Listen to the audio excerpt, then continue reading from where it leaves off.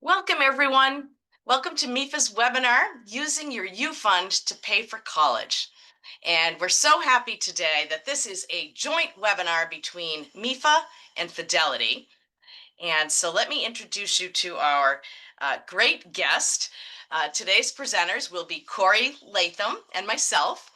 And Corey is the 529 Managing Director for Fidelity Investments. And Corey, do you want to say a few words about what you do and a little about Fidelity? Yeah, of course. And thanks so much for having me here. Julie, looking forward to today's session.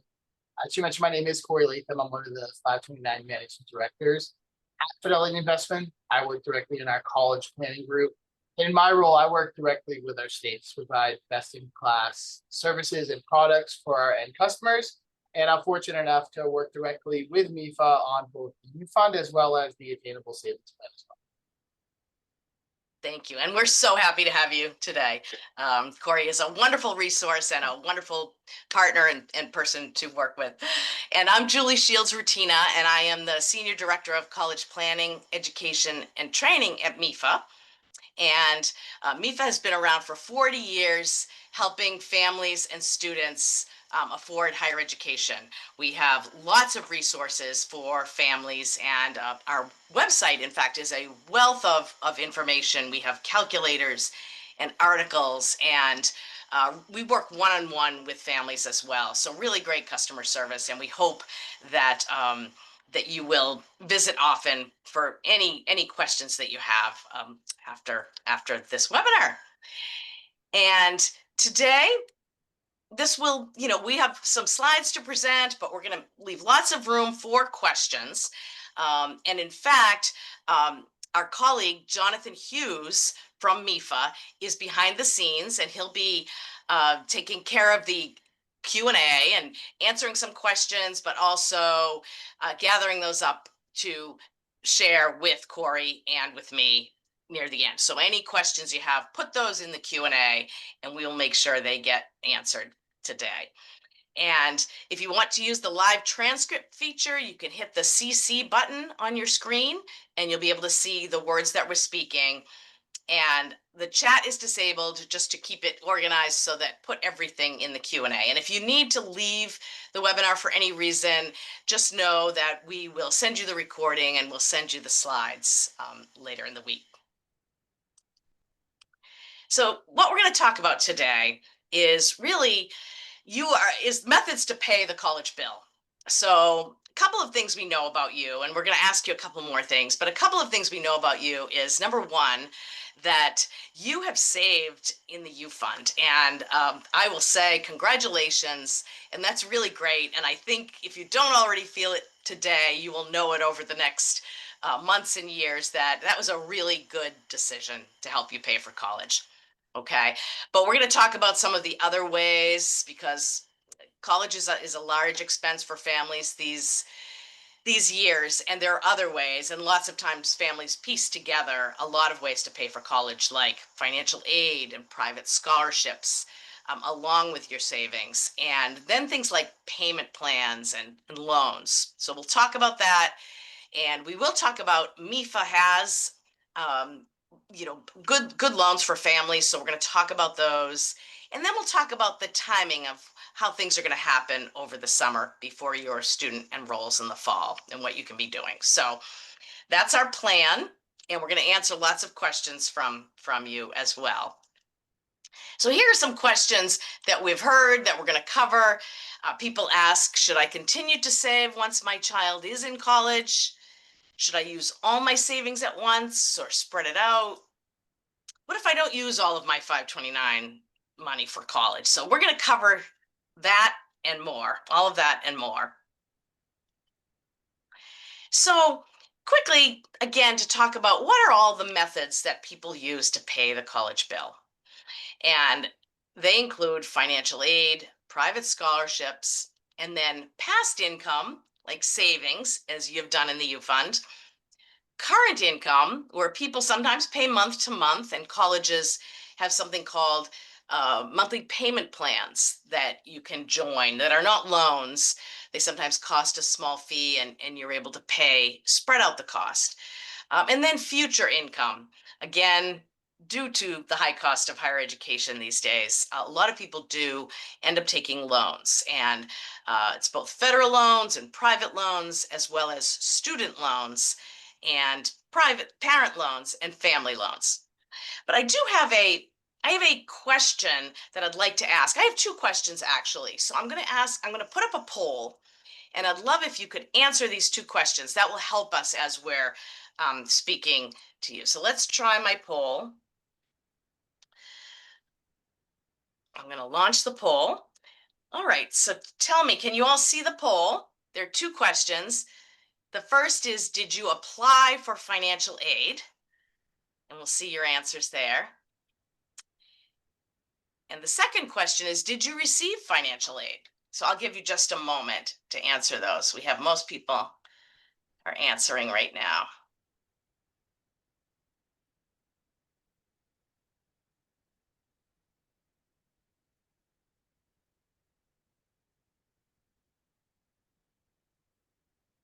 I'll give you another moment or two. So what I'm seeing right now, and keep answering if you can, I have almost all of you. Oh, I'm going to wait because I have all of you, I think, answering.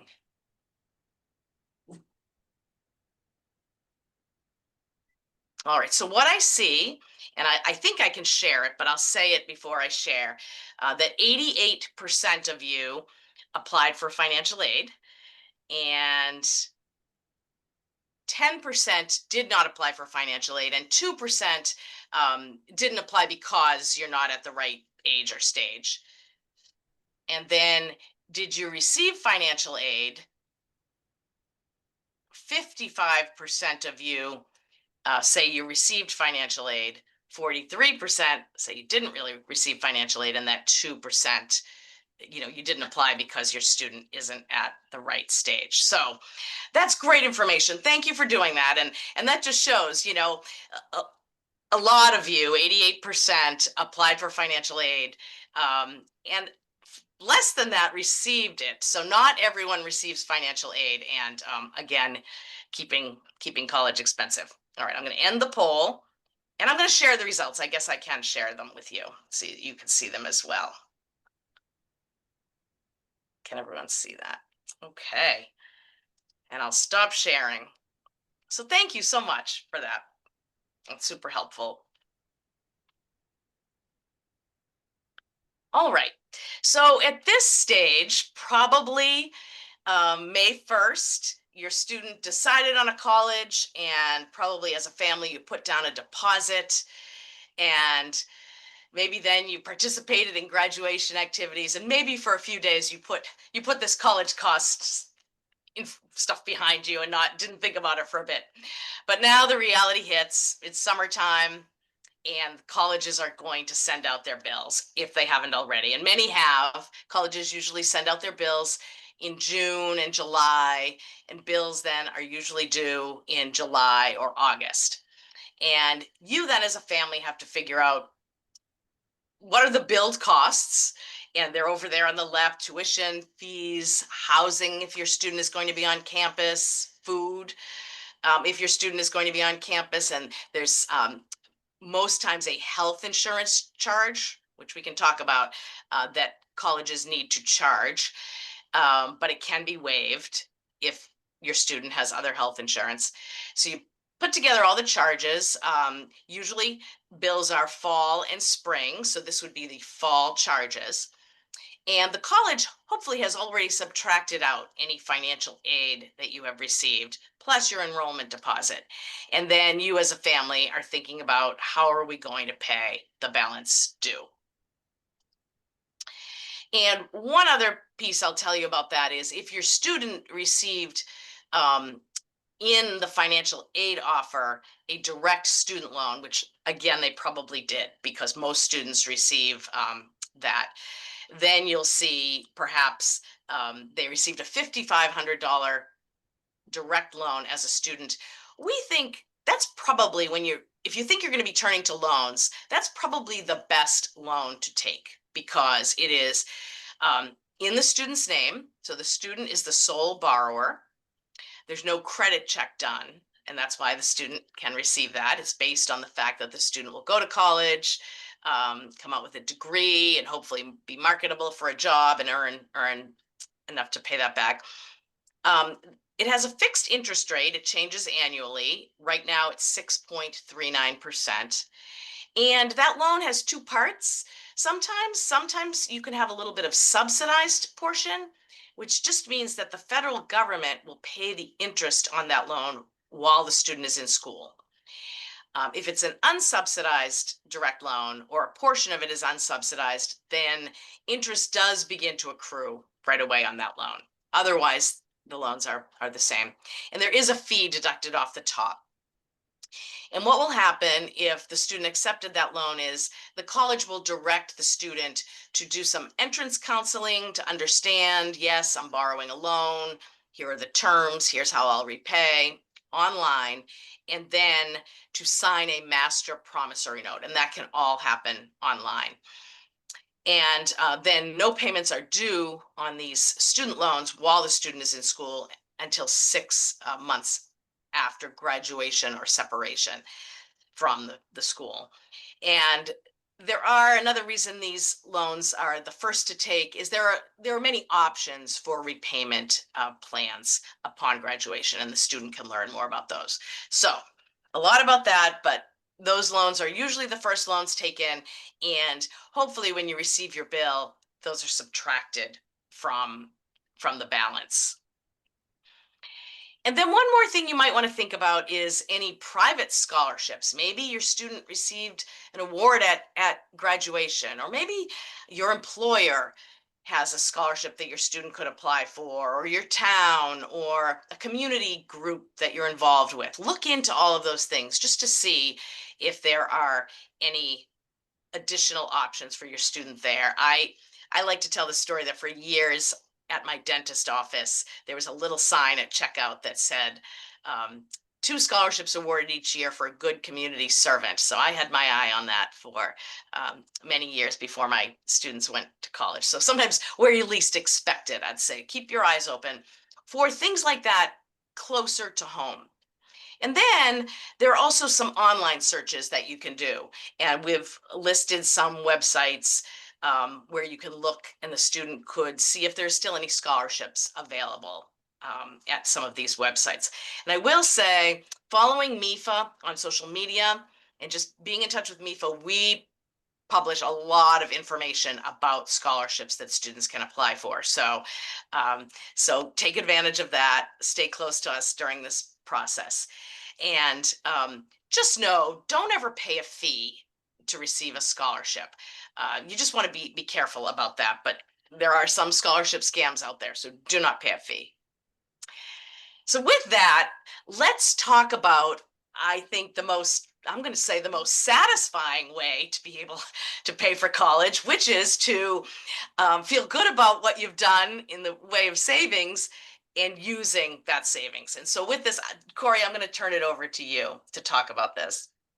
Yeah, happy to do so, Julie. Thank you. So there's a lot of different ways in which you can save.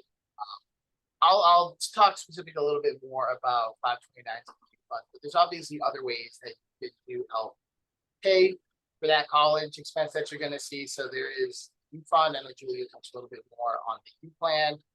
Common thing you'll see people look at is savings bond. A lot of us, your child is born. I think that's a pretty common gift that you'll see, but things such as stocks, bank accounts, other investments. I'll say the last one's always my favorite, contributions from other family members. Whenever anybody wants to help pay for my children's future education expenses, they'll always get a big thank you from me. But there's a lot of ways, and each of them have different benefits for them, different tax treatments, different ways in which they can be invested. So you do want to take a look at each one of them and understand that they all are slightly different, but can all be utilized for those same expenses that you'll see as you're moving towards those college expenses that you'll see. Great. And now I'm more than happy to speak about the U-Fund. So I know we talked earlier that a lot of folks here are familiar with what the U-Fund is and what a 529 plan is, but I just want to touch on it briefly for what it is. So the U-Fund, that is the Massachusetts 529. So it's offered by MEFA. and it's managed by us at Fidelity Investments. I love this next line, that it's here to help reach your savings goals and child's education dreams, because it really is. The way that the 529 does work is it's a tax advantage account. So what that means is that any earnings you have in this account are tax deferred, as long as you use it for a qualified education expense. Those distributions are going to be tax free. So that's a huge, huge benefit. There are other benefits as well. You see things involved with gift taxes or estate taxes, things such as that, that you want to do some research. But the biggest goal and the biggest benefit of a 529 account, specifically with the fund, is that you get that tax deferred growth. And as long as you do utilize it for qualified expense, then you do get that tax free distribution. Which would probably lead to the next question, which would be, what qualifies, right? What's a qualified educational expense? So there's some common ones, right? I think that most people would think about. It's tuition and fees. That's what you think the majority of 529 savings are going to go towards, because that's probably the biggest chunk of what you're going to have to pay for when it comes to college. But there's other things that it can be utilized to pay for as well, right? Housing and food. So I think a lot of folks will think about that as, that's my on-campus housing, my on-campus food. Did you know that it could be used for off-campus housing or off-campus food? There are certain criteria that it has to meet. It's usually within whatever the allotment is of that university that you have to stay at or below that. But it doesn't just have to be for on-campus. If you happen to live off-campus, you can still utilize it for those expenses. Books and supplies. I know we're maybe moving past books. Kind of breaks my heart a little bit. I'm a book guy, so I hope that they're still going to be using them when my kids get to school. But you think about books and supplies at the bookstore, they can absolutely be used for that. Technology, I think the most common thing you want to think about is getting that brand new laptop, or just sending your rising freshman to college and getting that experience. But there are other technology uses that can be utilized for that. So a broad array of what eligible expenses are for that. So we'll then talk about how you're going to use it. I'll touch on the U.Fund piece, Julie. I'll turn it back over to you to discuss the U-Plan, but I'm not going to read that whole link. But if you go to that link right there on fidelity.com, it's going to give you the different options we have of how you can use those savings, how you can pay for those expenses. I'll touch on a few of them a little bit later, but just know that when you go there, there's things such as utilizing a form. We'll talk about bill pay. I do want to highlight that number right there. That number will get you directly to dedicated college planning specialists that we have at Fidelity, who can help you understand how to utilize any one of the options that you want to have. And they're available to really help you in really any aspect that you'll need when it comes to it. So Jill, did you want to touch on the U-Plan? Yeah, and I'll just say, if any of you, the U-Plan is MEFA's prepaid tuition program, and some of you may also have money in the U-Plan. If that is the case, you would log into your account to request a distribution. And if you aren't online, then you can complete the U-Plan distribution request form, and that was mailed to you in April. And again, there's a telephone number with any questions, so you can easily request your funds and have those distributed to you when you need them. So what are some other ways that you can use U-Fund, right? And I know we have some what if questions coming up. We'll touch on that, but there are additional usage for 529 beyond just the ones that we talked about for eligible expenses. They've become a lot broader. I will start it by saying, I know there's been recent legislation passed that could impact some of this, amend it, increase some of it. I think we're still waiting to figure out what that's going to look like. So there may be some changes involved to this, but what I wanted to focus on today is where we stand right now. So there's things that you could use today if you want to utilize the U-Fund. So K through 12 expenses of up to $10,000 per year. So you can pay for tuition for K through 12 expense. That's $10K in the year. There is a student loan repayment option. That's $10,000 lifetime of repayment. So the K through 12 is per year. The student loan is just $10K for the lifetime. Trade schools and apprenticeship programs. This is becoming increasingly more popular. I think we all understand that there's a need in the trades. We hear about it all the time. And maybe some kids, when they're getting out of school or heading towards that, are thinking that maybe college isn't where they want to go. They want to look at something else. Well, trade schools and apprenticeship programs are a great option, and they're able to be utilized with 529 as well. So as it's becoming a need in the environment, 529 plans are becoming a little bit more flexible in how they can be used. So you can definitely use it for that. This is the most recent one we've heard of. I think that's probably generated a little bit of the most buzz. It's really that Roth IRA transfer that's allowed for that 35,000. Still kind of awaiting finalized regulations of what it's going to look like, but as of right now, here's how it stands. So the account has to be opened in the name of the beneficiary for 15 years. Can't use any funds that would have been contributed anytime within the last 5 years. You do have to stay within those Roth IRA limits each year. So for an IRA, you can only contribute a certain amount. You couldn't do all 35 at once. You would have to do that within the limits time. So that's basically too. You can always change a beneficiary. That's a big thing. So the owner of the 529 account would be the participant, typically would be the parent. If something was to come up in the beneficiary for any different reasons, you can always change it to another family member. That's a pretty common option that we'll touch on. And then, if you get a scholarship, you happen to attend a U.S. military academy, there are other caveats there within that would strictly limit your ability to have to pay a penalty or other things. So they understand that those things happen. Making sure that, if you don't go to school, if you don't do the typical 4 years, there is a bot that you can utilize. Excellent. Yeah. All right. Corey, I don't know if you said that we're going to touch on this later, but Yeah. somebody had a question about what the process actually is to transfer beneficiaries. Is that something that you're going to go through, or? I can go through it right now. Okay. that wasn't one of my Okay. Yeah, you usually just fill out a form. Typically, you would just do that through. With us, you would go right to fidelity.com, call one of those dedicated associates, and they could walk you through it. But it's as simple as just filling out a form and changing it to that output. You got to fill out the form. It's more than just giving us the name and doing it. As long as you do that, that's all they. And Corey, can they get that form on the Fidelity website? Yeah. Yep, of course, you can get it right on fidelity.com. You can initiate the process on fidelity.com. It's a pretty simple process to be able to do so. But yeah, it's something that can be done right here on fidelity.com. Your form for you to contact them for dedicated associates and walk you through how to do it. Thank you. And I have a couple other questions too. I don't know if now is a good time for them, and I think they might be Julie questions. So I'll ask you. So somebody wants to know, is it true that if 529 funds are used for loan repayment, then it must be repaid in the year the loan was taken?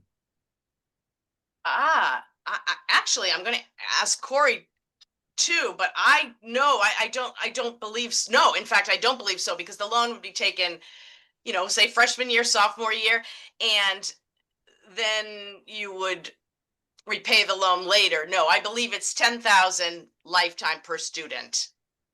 Not in the same. That is an exception.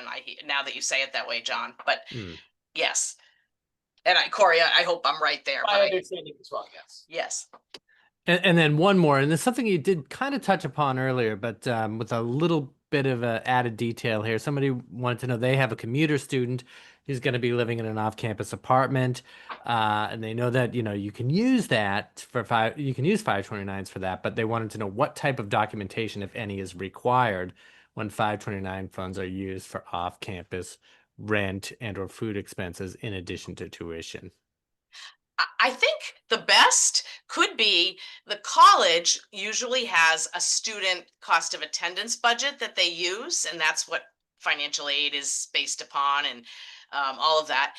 And so the colleges usually have an on-campus housing allotment and an off-campus housing allotment. And so if you have that for the year that your student is in college, that just puts some limits on it, so that someone, a student maybe doesn't go out and rent a penthouse and expect that maybe the 529 will pay for it. I think you're covered if you show what the college required for that off-campus housing for the year, that amount. Again, it's between the family and the IRS, but I have seen that's what families usually do, is make sure they keep a record of what that off-campus housing allotment is. I don't have anything specific I could say. Keep this document and that document. Our best advice is to keep detailed records. And make sure that you keep documentation of what you paid, who you paid it for. The more that you have, the better it's going to be. But I don't have just this, do that. Just want to make sure that if you're going to be doing something off campus that's not typically like through this school, just make sure you keep detailed documentation of what was paid for, how it was paid for. So, Of course, Thank I you. should have said that and keep the record of what you paid too. I'm the Yes. documentation guy, so I feel like I've said that many times in my life. Yes. Not to share that. Okay, thank you. Feel free to proceed now. Thanks. Yeah. Well, I'm excited to talk about this, John. I'm excited to talk about paying for it. So Julie mentioned you've done a lot to get there to where you've been able to save in your 529 plan, when you've been able to save in your U-Fund, and then it is an account that's designed to be used. What I want to talk about today is how you can use it. This is the newest thing that we have here at Fidelity. It's the newest thing that we're able to offer to the U-Fund customers. And the easiest, quickest way to be able to pay for it is just through a direct debit. This is brand new. It's something that we just offered in the last few months. So what this means is that you pay your educational institution directly from a 529, right? So it's faster processing, it's fewer steps, and it's just a single transaction. I'm going to touch on some other ones which will involve multiple steps, but this is the only one that is just a single step. So I'm sure everybody's done an e-check or is familiar with what direct debit is, but here's how it works. You have your ABA number, you get your Fidelity account number. Now it does contain a prefix, but that's easy to find on fidelity.com. You'll see that. You're able to grab that. And what you do is through the educational institution, you'll enter in that information and it will directly debit from your 529 plan to that institution. I think it's really great. Like, there's a lot of stress going to school. There can be a lot of stress with payments. This takes a lot of the stress out of it. It can also be done depending upon the time of day. It can actually be done same day. So if you happen to forget to pay the bill and needed to get paid today before they could register for classes, this would give you an option to do it same day. But it's really a revolutionary way to be able to pay for school, making it much easier and quicker and cleaner for those to be able to pay for school. So really excited to talk about that. If we want to go to the next slide, I'll talk about what some of the other options we have are. Again, these all work. You want to do what's ever best for you. It's your call, whatever works for you in your personal situation. Please feel free to do that. But one of the options is transferring between Fidelity accounts, which you do is move from a 529 to another Fidelity account to make the payment there. An electronic funds transfer, the same way you would just move it to, say, a bank account somewhere else, you can make the payment from there. You do have bill pay, which I'm sure that a lot of people would be familiar with, where you can either schedule a one-time or a recurring payment to go out at a certain date of time. That does involve a physical check, so you want to allow for about 10 mailing days to do that. You can do a bank wire from your bank to get the money there, but that can involve fees from your bank. You want to check on that. You can also pay the school directly. I mentioned that form earlier. You could call us up. Again, that would involve a physical check, so you want to allow for yourself for 10 business days. I think the important thing to know here is that there's a wide array and a wide variety of ways that you can pay for school, whichever is going to be best for you. You know, we just wanted to highlight that there are different options for you to be able to take that withdrawal. That's great. Yeah. Thank you. Now let's go to the what if. So this is where it gets a little bit tougher. These are the questions that we get a lot. First one I'll start out with that we'll hear a lot of is, what happens if my child gets a scholarship? Say, that is a parent's dream. We all hope that our children get scholarships. I think that's going to be the goal. So what you can do is there's a couple different things. You'll hear me say this very often. You can always to change the beneficiary. So if it's a full scholarship, it's all paid for. No need for use of 529 funds. You can change the beneficiary. You can also withdraw up to the scholarship amount without penalty. So whatever that scholarship amount was, you could also use it to pay for other expenses that aren't covered by the scholarship. It's a partial scholarship, so you can always use it to do that. Besides not to go to college, you know, I would say, are they not going to college, but are they going to be continuing their education in other ways, right? So that's where the trade schools and the apprenticeship program comes in. You can look at situations like that. You could also always change it to another eligible family member. You could do that, change the beneficiary there as well. Becomes disabled or passes away. So if somebody becomes disabled, you would get that 10% penalty for the early withdrawals. Like, that could be waived.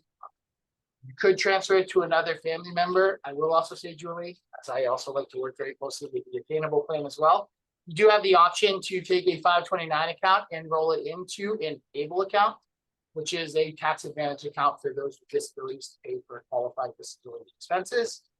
MEFA offers the attainable savings plan. You can do that. There are certain restrictions apply as to whether you can open it, how much you can bring in, but it's absolutely an option for people to look at. So you could do that. And then if somebody passes away, again, that 10% penalty would be waived. The participant would still have ownership of the funds. So what they would be able to do then is change the beneficiary as well. So that would be an option. If they graduate without using all the money in the account, people like to refer to that as that's a really great problem to have. So I don't even know if it's really a problem. I think it's a great situation you can run into. You mentioned that Roth transfer that you could do. This would be a situation where you could look at that as an option for you. Other things, you know, the change of beneficiary, but also what are they looking to further their education? They're looking to go to grad school or something along those lines. So there's a lot of different options you could have for that one. And then if they have an existing UGMA or UTMA account, I would say that doesn't prohibit you from having a U.Fund account or a account as well.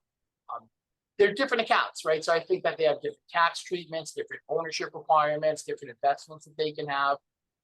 You could transfer a UGMA or UTMA into a UGMA or UTMA 529. There are certain tax consequences that would come along with that, so you absolutely need to look into that before you do that. But you know, they do, I said, for different usage, so you could have both. It doesn't prohibit you from having a 529. So it's not really an either or. It can definitely be a both situation when you're looking at it. Great.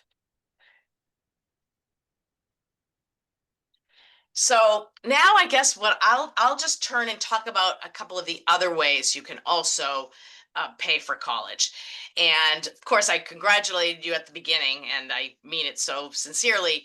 But I also know I have talked to many families over the years, and I also know that most families aren't able to save everything. And you know, I even talk to families who sometimes feel badly about it. And I share that no, most families piece together a number of resources to pay for college.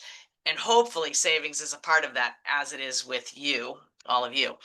So some other ways that you can look into right now when you're thinking about how to pay that bill is one is college payment plans, monthly payment plans through the college.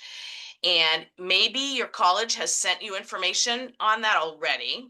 Usually they do that at this time of year. If they haven't, you can feel free to reach out to their bursar's office, their financial aid office, and ask about that.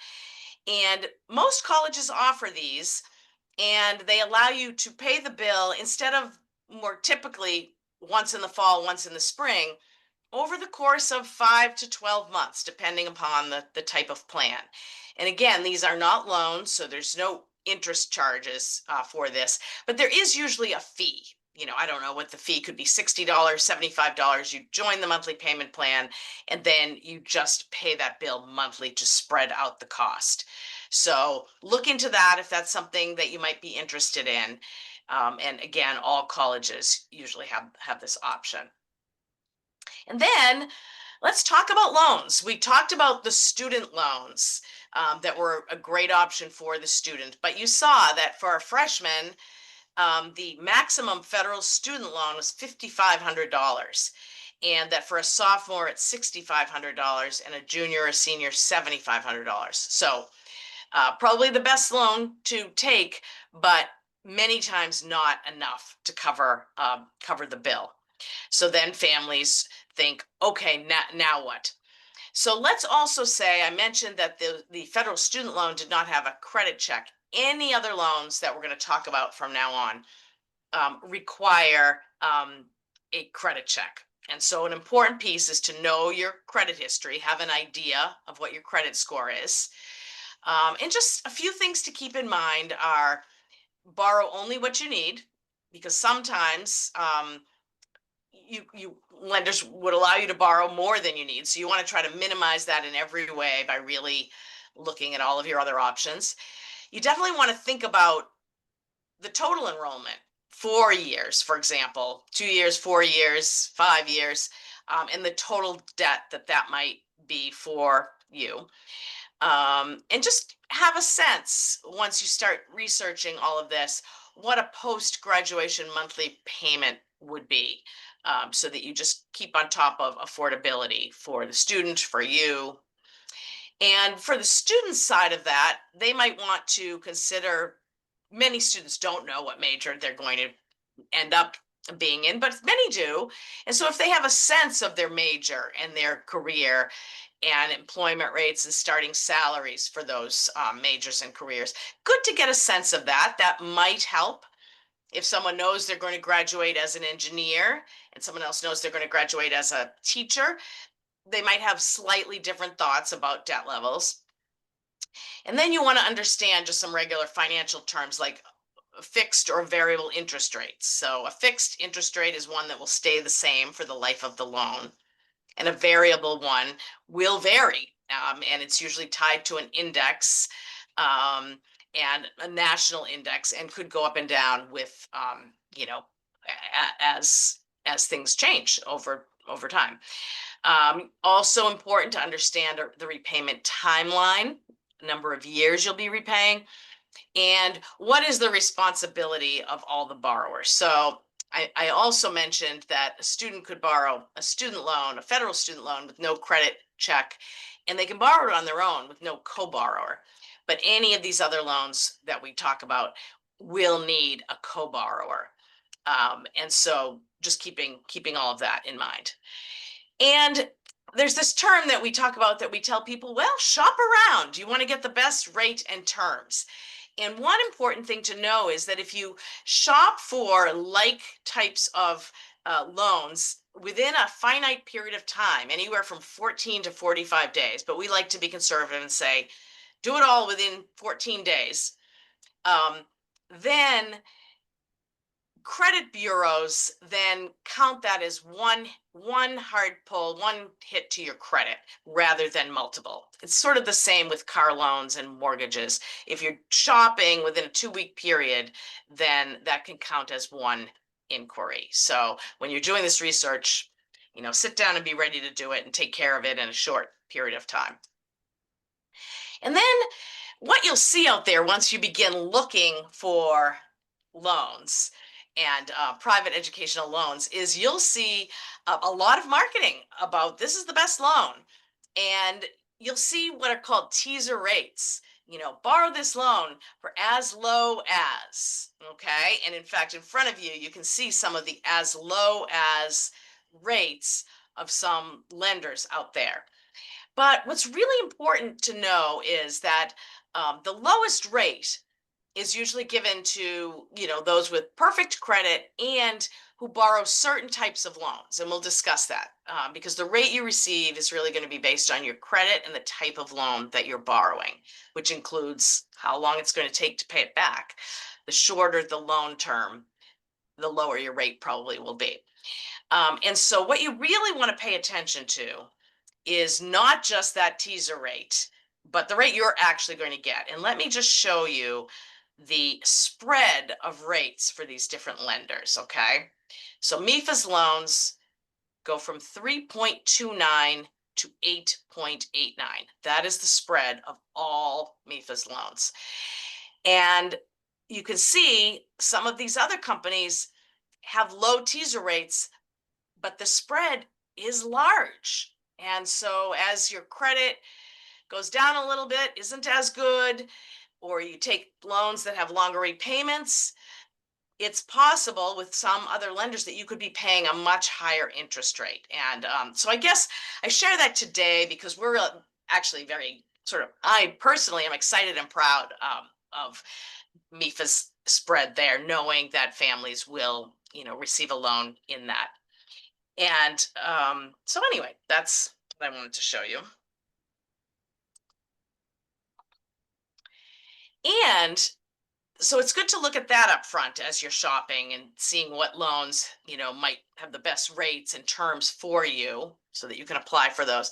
And then it is important to apply because you don't want to see what the average is or what the spread is. You do want to see that, but you also want to see what is the actual loan what are the actual loan terms that are being offered to us as a family, to me. So what you want to wait to receive is the application and solicitation disclosure. And that is going to provide all of the details about the loan terms of the loan that's being offered to you. And then it will include estimated total loan cost estimates. You know, if you take 20 years to pay off this loan, this is how much you're going to repay. All kinds of very detailed information that's critical. And what you'll find is that differences in loans and loan interest rates and terms can make a big difference in the amount that you'll actually repay. So just do your homework there and find out what are the interest rates, what are the fees, and what's the total cost of borrowing. And important to know, I mentioned the co-borrower, that a co-borrower, you know, signs the loan along with the student borrower. It has equal responsibility. So it's just good to know that we always talk about kitchen table conversations, sitting down with your student, making a plan. Some parents will say, we'll help you while you're in school, but after you graduate and you start working and you're earning a good income, we hope that you'll take some responsibility. And that's one family, and it can be different for every family what the level of responsibility will be. Some families will say, student, you take care of the federal loans and we'll take care of the private.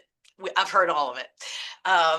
But just know that, iron that out up front, and know that if you are a co-borrower in a loan, it's equal responsibility.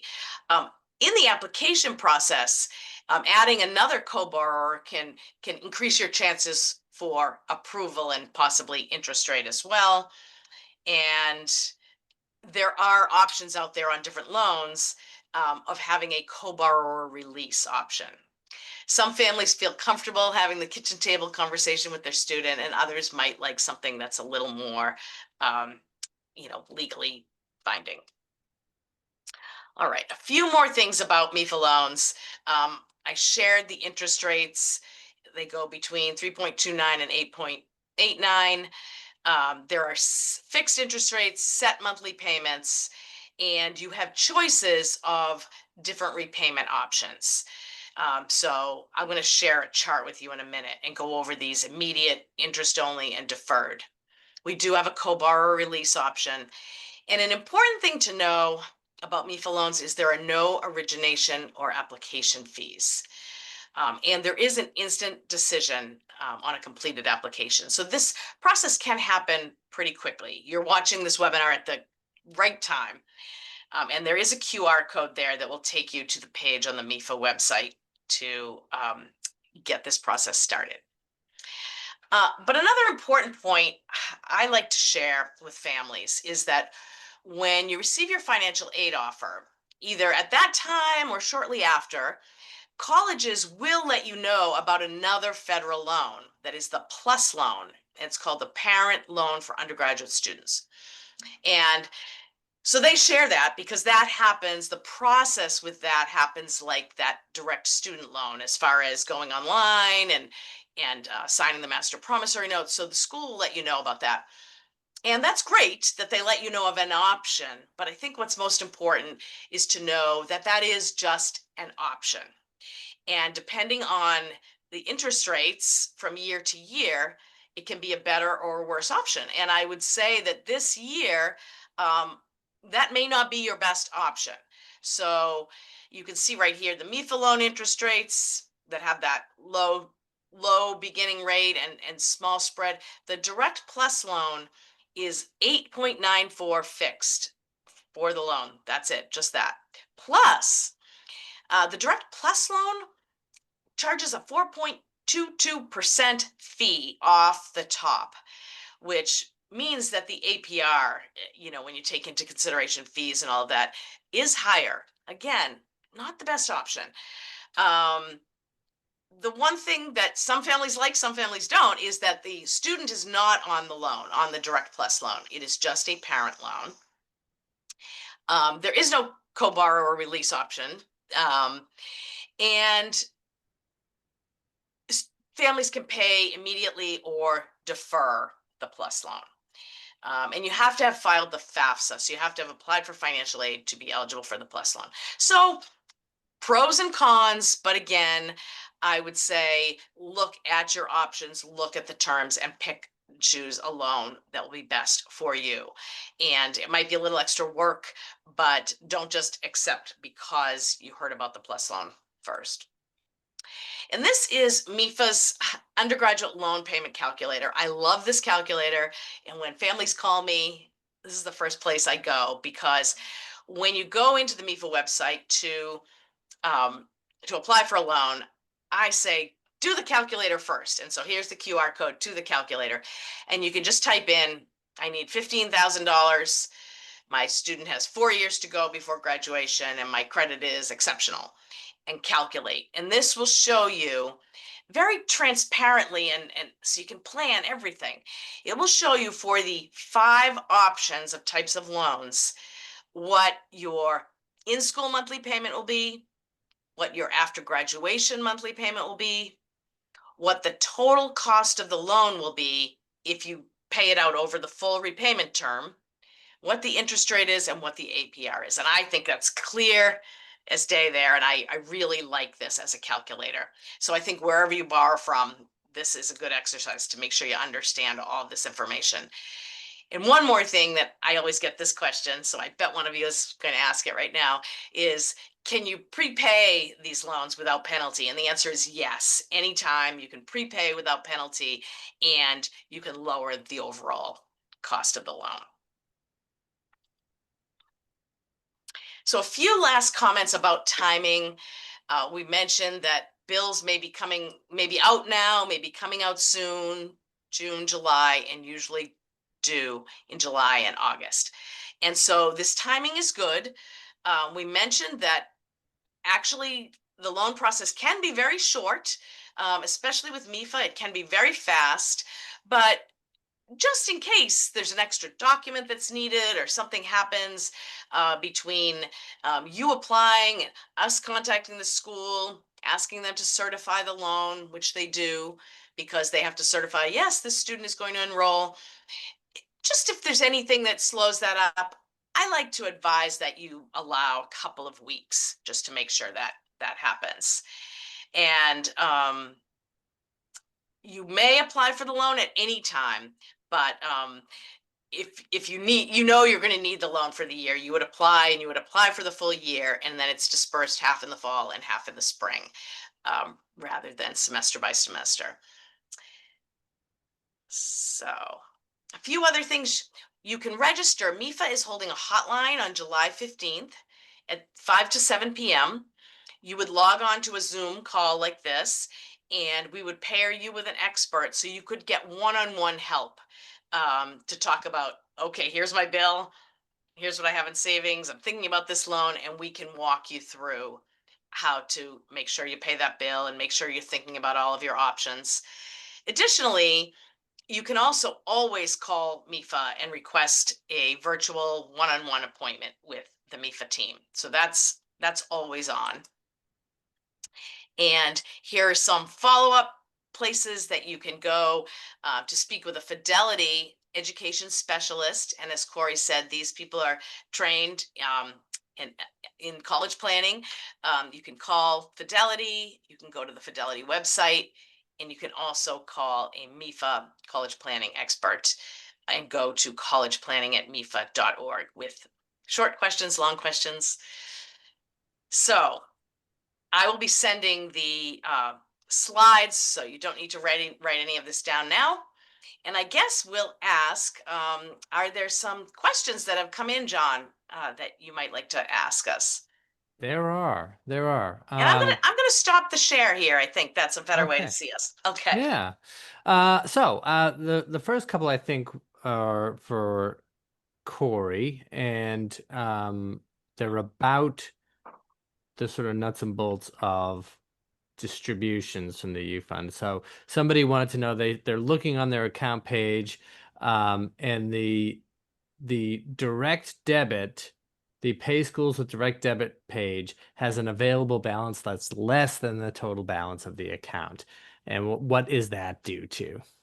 Yeah, so It's a great question. So because it is an invested balance and it is in a portfolio, it's going to change its value every day, like at 4 o'clock. So if you initiate that during the day, we couldn't do could do either all of it, or we let you do up to 95%, because we don't know what that overall balance could be. So say if the market took a significant dip that day and you put in for an amount that was above what your balance would be at the end of that day, that's why we have a 95% balance that you can use that day. So we build Great. we build that little buffer in just based upon market circumstances. Excellent. Yes. Yep. And then somebody has another question of, are there any transaction fees associated with any distributions? Should have mentioned that up front. There are no transaction fees involved with the direct. So no Okay. withdrawal fee. Should have brought that up. It's a great question. Thanks for asking. No, I never would have thought of it. Yeah. And now, Julie, somebody wants to know, does a federally subsidized student loan help a student to build credit history? It does, yes. And actually, what a great way to build credit history. So when a student graduates and 6 months after graduation, they start repaying, yes, that then helps them build credit. And I do know from both my kids that was a good thing. I mean, for that reason, yes. And then one more loan question. Someone wants to know about the co-borrower release option. Does that mean that the parent can drop off of the loan at any time? So there's a specified time. I'm going to throw this out and say I think it's I think it's 2 years. But what it means is that essentially the parent needs to, the student needs to run through a credit check at that point to make sure that the student is able to pay, and then the co-borrower can be released. That's how that works. Okay. I think it's actually, I think it's actually 48 monthly payments. Or thank you, John. And Yeah. I thought that, but then I heard some. Okay, thank you. Unless it's, but yes, that's my understanding at least. But yeah, so there is that period. Yeah, thanks. That's great. And again, that's what I'll say one more thing about that co-borrower release, because that always sounds nice. And it is. And I'm sure that is a relief for parents who might be nearing retirement, in retirement, and just want to feel relief from that. When you look at that loan chart from MEFA and you can see all of the different options, probably you noted that that co-borrower release option had a slightly higher interest rate. So sometimes I'll talk with families about the fact that, do you feel comfortable having that conversation with your student and making, again, a kitchen table plan about that? Or because you could save on the interest rate and you could get a slightly lower interest rate?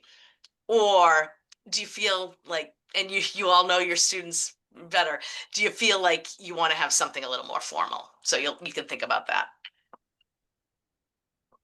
Thank you. That's it. That's great. I'll ask the question that was asked at the beginning, Corey, because sometimes I get this question. Can I keep saving in the U-Fund even while my student is in college? Yeah, of course. You definitely can. That's what we talked about too, with that. It's not just for college, it is for education expenses. So that some folks' education journey can move well beyond just their initial college years. If you think about things such as grad schools or future other educational journeys that you want to be able to take as an individual. So yeah, absolutely. And I'm going to see about those other questions that I had. I'm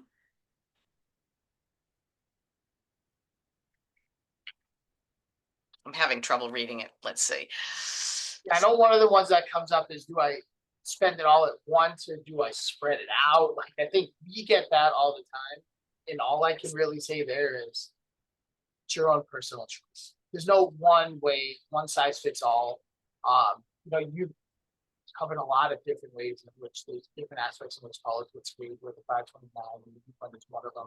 There are other different factors that are going to come into play. You just need to find out what's best for you, figure out what works for you in your own personal situation. But there's not a one size fits all of saying, yes, you should do it or no, you should not. You'll know your situation. You want to have those kitchen table conversations that you mentioned and then figure out what's best for you. But yeah, totally individual, personalized decision. for you in your own situation. That's great. You've And got that one. Jonathan, anything else, Jonathan? Let's see here. We seem to have gotten a few of them in the past minute or so. Oh yeah. So can 529 be used for semester abroad? That's one. Mm. Can it be used for graduate school? And can Corey talk about the Massachusetts tax deduction related to, it says U plan contributions, but it could be either U plan or U fund, of course, right? Yeah, so I can cover it briefly. I will say that there is a state tax deduction for contributions to the fund. So it's $1,000 for an individual filer. It's $2,000 for a joint filer. And that is within the year that the contribution is made. So that does exist for Massachusetts filers.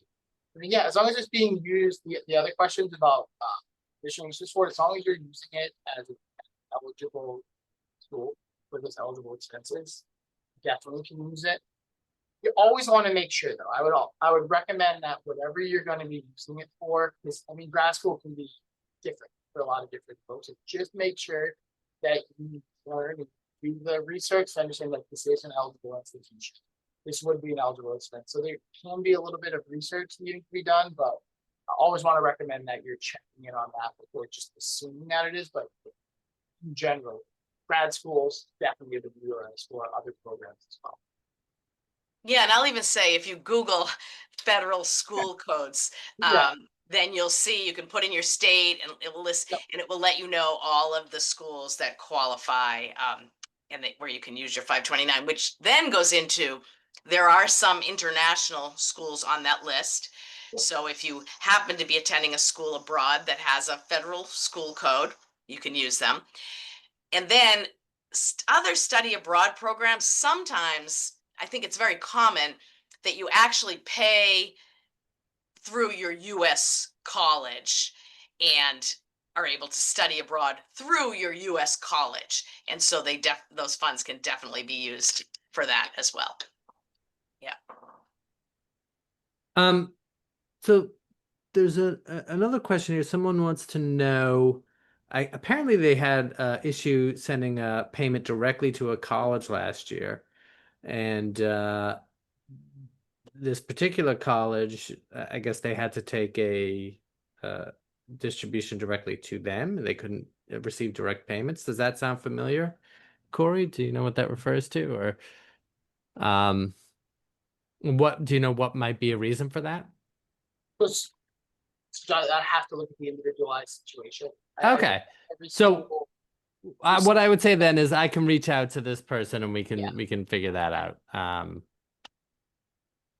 Someone wants to know how. Okay, so back in the beginning of the slides, you listed some questions that you were going to get back to. Use all the 529s at once, for example, or spread it out. And do you can keep contributing? Do you recommend splitting up a monthly payment and supplementing the 529 savings? I think this person is, looking for some guidance on how you can use your funds in conjunction with direct payments from your own, pocket or from a student loan.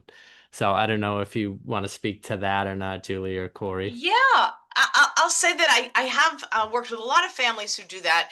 So, you have that balance due, you see what you owe for the fall and spring, you decide how much of your savings you want to use, you feel comfortable using. And then if there's an amount left over, you can sign up for the monthly payment plan to be able to split up the rest of that cost.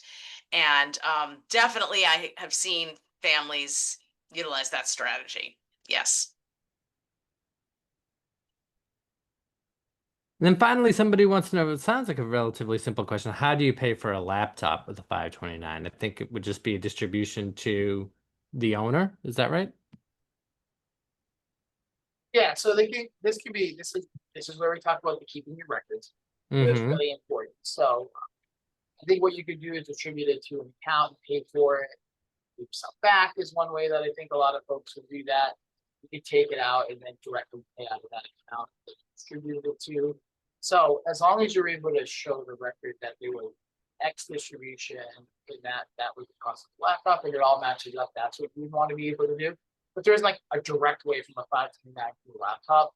You need to take that additional step, which is why we would recommend keeping those receipts, keeping those records, that if it ever did come up, you can prove that this is what it is. All right, a rush of questions at the end there, but I think they've subsided for now. Well, Corey, thank you. Jonathan, thank you. And to all of you, thank you. These were great questions. And we all wish you good luck piecing this together, and good luck to your student. It's exciting enrolling in this new phase of life. And please know that you have resources and help with us. You know, you can call Fidelity with any kinds of questions about your U-Fund, and you can call MEFA with anything else that comes up during college. And we're so happy to help you through this. So with that, I hope you all enjoy your afternoon. Thanks. Thank you.